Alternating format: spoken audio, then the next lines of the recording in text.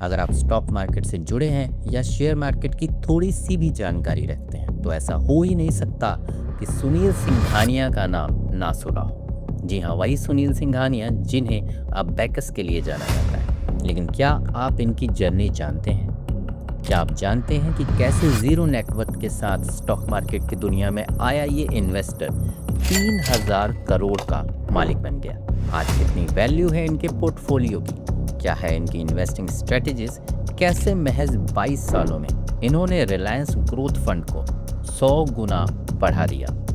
आखिर कैसे वो एक मामूली फैमिली से निकलकर इस मुकाम तक पहुंचे? इस रास्ते में क्या क्या परेशानियां रहीं? कैसे उनकी किस्मत ने एक के बाद एक उनके लिए दरवाजे खोले? इन सभी सवालों के जवाब जानने के लिए वीडियो के लास्ट तक बने रहें। दोस्तों, सुनील सिंघानिया मार्केट की दुनिया का जाना माना नाम है। उन्हें टॉप एंड सुपर इन्वेस्टर में से एक माना जाता है जिनके पास इन्वेस्टिंग, फाइनेंशियल और मार्केट से जुड़ी गजब की स्किल्स हैं। सुनील ग्लोबल पर्सपेक्टिव के साथ मिड और स्मॉल कैप में इन्वेस्ट करते और वो पिछले 20 सालों से भी ज्यादा चार्टर्ड फाइनेंशियल एनालिस्ट यानी CFA भी है, जिनके पास 2 दशक से भी ज्यादा का इक्विटी मार्केट का ट्रैक रिकॉर्ड है। और इन्होंने ही रिलायंस म्यूचुअल फंड, जो इस समय निप्पो म्यूचुअल फंड में बदल चुका है, को भारत की सबसे बड़ी एसेट मैनेजमेंट कंपनी में से एक बनाने में इम्पॉर्टेंट रोल प्ले किया है। और आज वो अपने पोर्टफोलियो में मोर देन 23 स्टॉक्स के साथ भारत के सबसे बड़े सक्सेसफुल इन्वेस्टर्स में से एक हैं, जबकि उनकी शुरुआत भी भारत के एक मैक्सिमम मिडिल क्लास लोगों की तरह ही हुई थी। जी हाँ, बिल्कुल मिडिल क्लास लोगों की तरह, जहाँ उनके पास ना तो ज़्यादा ऐशो आराम वाली जिंदगी थी और ना ही इतने पैसे थे कि वो किसी बड़े स्कूल में पढ़ सके। लेकिन पढ़ाई में लगन और फाइनेंस में रुचि के चलते उन्होंने CA बनने के बारे में सोचा और बॉम्बे यूनिवर्सिटी से कॉमर्स में ग्रेजुएशन कंप्लीट की।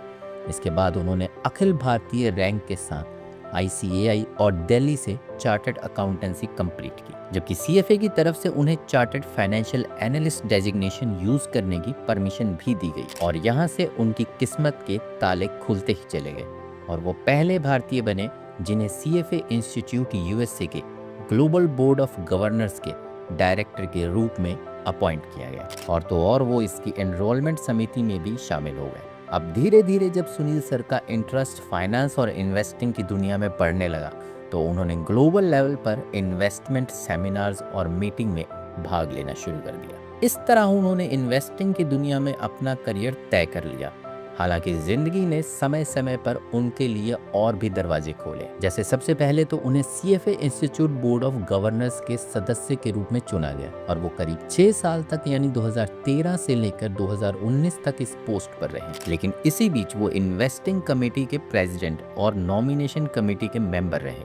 वो Indian institute of investment professionals भी हैं और इसके अध्यक्ष के रूप में पूरे 8 साल दे चुके हैं, जिसे अब CFA सोसाइटी इंडिया कहा जाता है। हालांकि सुनील सिंघानिया की मेहनत के आगे ये पोस्ट भी बहुत छोटी है। शायद इसीलिए 2020 से 23 के अराउंड उन्हें IFRS capital market advisory committee में अपॉइंट किया गया और IFRS में ज्वाइन होने वाले भी वो पहले भारतीय हैं। यहाँ पे उन्होंने फाइनेंस में अपनी गहरी नॉलेज के चलते खूब नाम कमाया और 2016 और 2017 में उन्हें पिछले 10 सालों में आउटलुक द्वारा बेस्ट फंड मैनेजर का दर्जा दिया गया। अब सुनील भी कहीं ना कहीं अपनी मैनेजिंग टेक्निक को पहचान चुके थे, इसलिए उन्होंने अब ये काम दूसरों के लिए नहीं बल्कि खुद के लिए करने का डिसाइड किया और एक कंपनी की स्थापना कर दी जिसका नाम रखा गया abacus asset managers private limited, जिसकी स्थापना उन्होंने साल 2018 में की थी।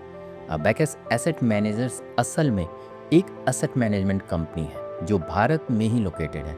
अब क्योंकि सुनील सिंघानिया ने एक लंबा वक्त अदर स्टॉक्स को मैनेज करने में लगाया था और उनकी गाइडेंस में कई स्टॉक्स जमीन से उठकर बुलंदियों तक पहुंच चुके थे, तो इन्वेस्टर्स को भी उन पर पूरा भरोसा था। वो सुनील की ट्रिक्स को मानते थे, इसलिए अबैकस कंपनी के साथ तेजी से इन्वेस्टर्स जुड़ते चले गए और सिर्फ 3 साल में कंपनी को नंबर 2 AIF का दर्जा दे दिया गया। वहीं सुनील ने भी बड़ी होशियारी के साथ कंपनी को मैनेज किया और इक्विटी एसेट्स की देखरेख की। इसके अलावा asset management, insurance, alternative investment funds and offshores asset सहित रिलायंस कैपिटल ग्रुप में स्ट्रेटेजिक इनपुट दिए। जी हाँ दोस्तों, सुनील सिंघानिया ने रिलायंस कैपिटल ग्रुप को भी मैनेज किया है। वहीं रिलायंस म्यूचुअल फंड की इक्विटी पॉलिसीज जिन्हें आज इंडिया की one of the best mutual fund policies में से एक माना जाता है। अगर सुनील सिंघानिया ना होते तो शायद रिलायंस म्यूचुअल फंड इस लेवल पर खड़ा ही नहीं होता, क्योंकि इसे रिलायंस बनाने में सबसे बड़ा हाथ सुनील सर का है। उन्हीं के अंडर में सिर्फ 22 सालों में रिलायंस ग्रोथ फंड 100 गुना से भी ज्यादा बढ़ गया, और ये किसी चमत्कार से कम नहीं था। इतना ही नहीं, सुनील सिंघानिया ने इंडियन इक्विटी में इन्वेस्ट किए गए लगभग 80,000 करोड़ रुपयों के एसेट को भी मैनेज किया है। इसी तरह उन्हें कई कंपनीज के स्टॉक मैनेज करने का मौका मिला, जिन्हें सुनील सिंघानिया ने आसमान की बुलंदियों तक पहुंचा दिया।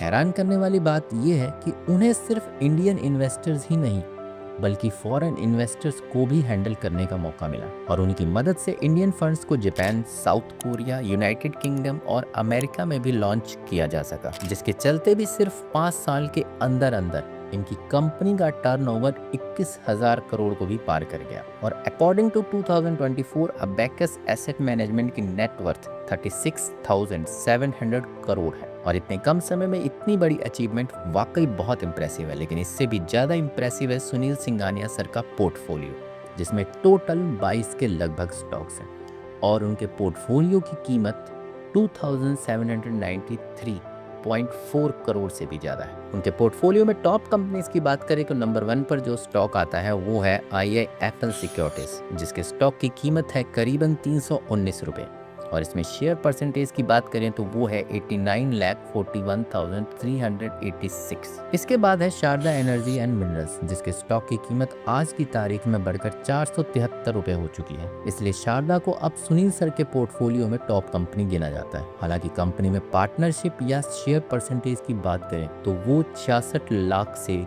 कुछ ही ज्यादा है। इसके बाद थर्ड कंपनी है अनूप इंजीनियरिंग लिमिटेड, जिसका स्टॉक रेट 3,000 को भी क्रॉस कर चुका है, जबकि शेयर परसेंटेज 7 लाख के आसपास है। इसी तरह मास्टेक, जुबिलेंट फार्मा, आयोनेक्स और टेक्नोक्राफ्ट इंडस्ट्रीज भी इनके पोर्टफोलियो की कुछ टॉप कंपनीज में से एक है, जिसमें से आयोनेक्स और टेक्नोक्राफ्ट इंडियन है। इन कंपनीज की लिस्ट से एक बात और समझी जा सकती है कि सुनील सिंघानिया के पोर्टफोलियो में हर तरह की कंपनी का वेलकम है, फिर चाहे वो इंजीनियरिंग की फील्ड से हो या माइनिंग एंड मेटलर्जी सेक्टर से, जैसे कि Sharda Energies and Mineral Limited है।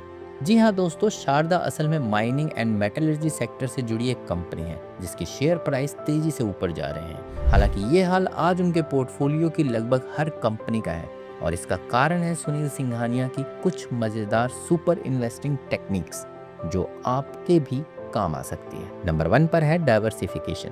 सबसे पहले तो सुनील सिंघानिया साहब कहते हैं कि कभी भी एक स्टॉक पर मत टिके रहो, फिर चाहे वो तेजी से ऊपर ही क्यों ना चढ़ रहा हो, क्योंकि इतिहास गवाह है कि एकदम से ऊपर जाने वाला गिरता जरूर है। इसलिए अपनी इन्वेस्टिंग को डाइवर्सिफाई कीजिए, यानी अलग अलग फील्ड्स में अलग अलग स्टॉक्स में इन्वेस्ट कीजिए। जैसे कि एक स्टॉक बैंकिंग से उठाया तो दूसरा दूसरी फर्म का उठा लिया। इससे क्या होगा कि अगर एक स्टॉक के प्राइस नीचे आ भी गए तो कम से कम दूसरे वाले से प्रॉफिट होगा। सेकंड चीज जो सिंघानिया साहब अपने पोर्टफोलियो के लिए मस्ट देखते हैं, and that is quality of companies देखते हैं। वो हमेशा ऐसी कंपनीज को चुनते हैं जो चैलेंज फेस करना जानती हो।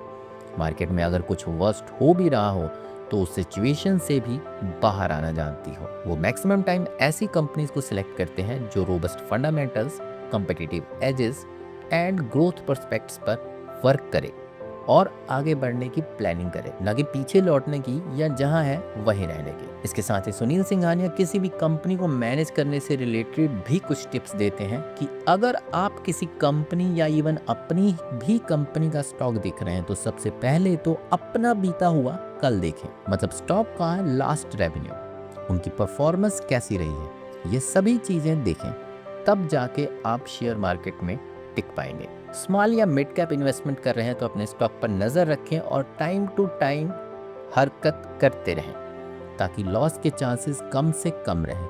इसके अलावा कोशिश करें कि लॉन्ग टर्म में ही इन्वेस्टमेंट हो ताकि प्रॉफिट भी तगड़ा हो। हालांकि पॉसिबल हो तो आप स्मॉल या मिड कैप में भी इन्वेस्टमेंट करें जैसे कि सुनील सिंघानिया साहब करते हैं, लेकिन बिना नॉलेज की किसी भी फील्ड में बिल्कुल ना घुसें। उनका मानना है कि share market is just about the knowledge. आपके पास इस फील्ड की कितनी नॉलेज है ये तय करेगी कि आप प्रॉफिट में जाएंगे या लॉस में। इसके लिए सबसे पहले तो स्टॉक मार्केट की दुनिया को समझें, स्टडी करें और फिर इत्मीनान से इसके साथ जुड़े ताकि रिस्क ना के बराबर। वेल दोस्तों, इन्हीं कुछ टेक्निक्स की मदद से आज सुनील सिंघानिया सर की नेटवर्थ 30,000 करोड़ से भी ज़्यादा है और आज वो इंडिया के one of the best investors और स्टॉक मैनेजर्स में से एक है, जिनके साथ जुड़ने के लिए कंपनीज लाइन में लगी रहती हैं। अगर आप भी स्टॉक मार्केट में इंटरेस्ट रखते हैं तो इन टिप्स को फॉलो ज़रूर करें और कमेंट करके ज़रूर बताएं कि सुनील सिंघानिया सर की ये स्टोरी आपको कैसी लगी। वीडियो पसंद आई तो लाइक शेयर करके चैनल को ज़रा सब्सक्राइब कर लें